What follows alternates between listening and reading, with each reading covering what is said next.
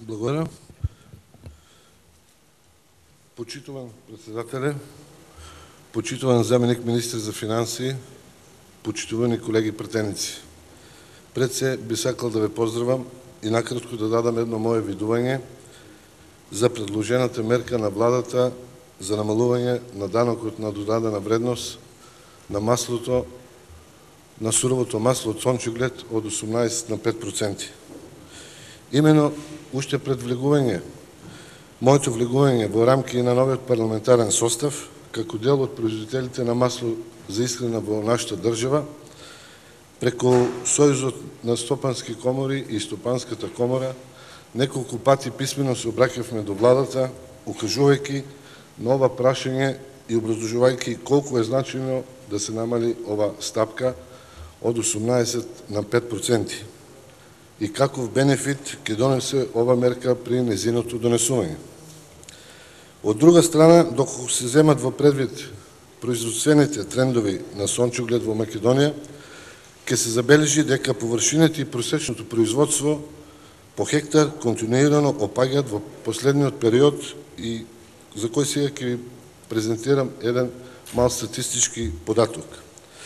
Во 2009 година вкупно посеени површини со сончоглед сме имале 5278 хектари, а 2010 година таа бројка се намалила за 1217 хектари, односно сме имали вкупно засеено 4061 хектар со сончоглед, а во 2011 година имаме посеено површини со сончоглед од 4000 хектари. Тоа се 2000 хектари во Пелагонинскиот дел, 1500 во Овчеполскиот дел од Велес до Штип и 500 хектари по други места во Македонија.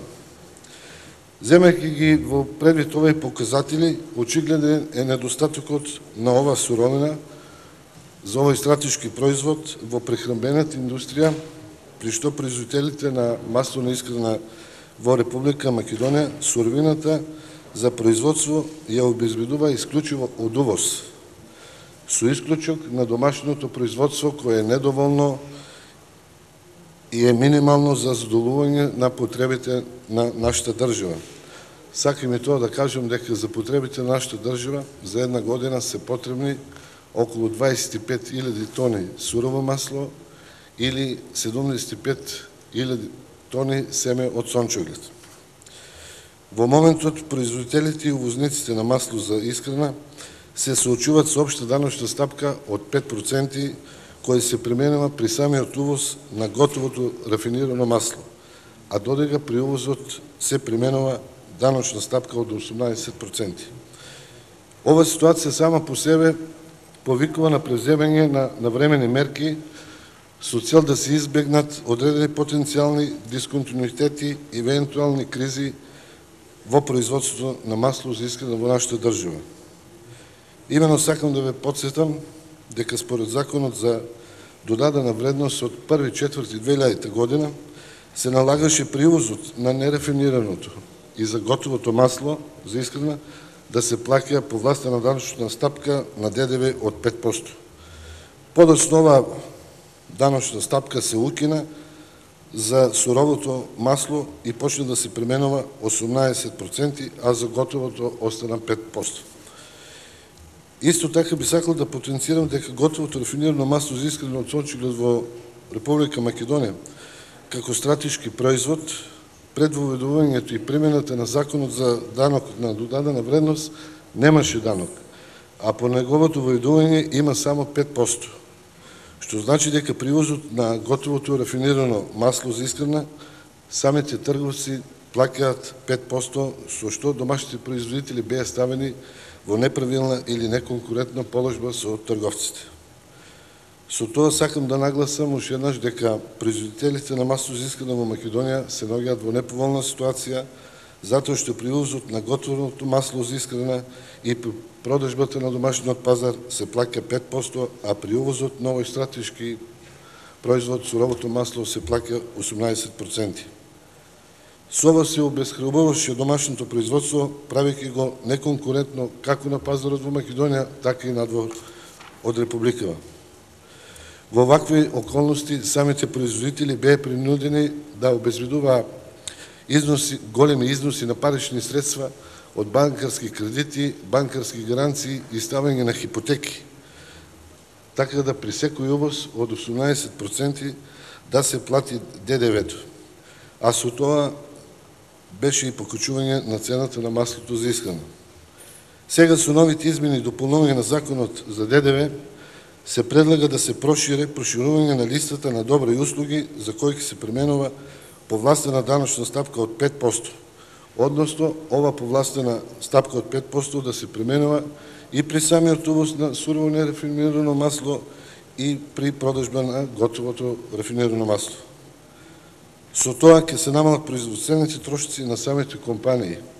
Нема веќе да блокираат огромни парични средства за плаќање на ДДВ од 18%, а тие средства слободно ќе ги пренаменат во развој, нови вработувања, нови инвестиции и закупување на уште поголеми количини сурово масло. А тоа само по себе подразбира и намалување на продажната цена на маслото за јадење и подигање на стандардот на граѓаните.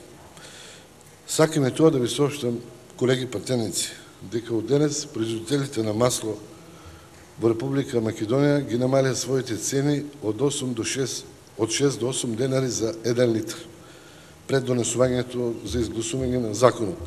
Со изгласувањето на предлогот на законот уште ќе се намали цената на маслото.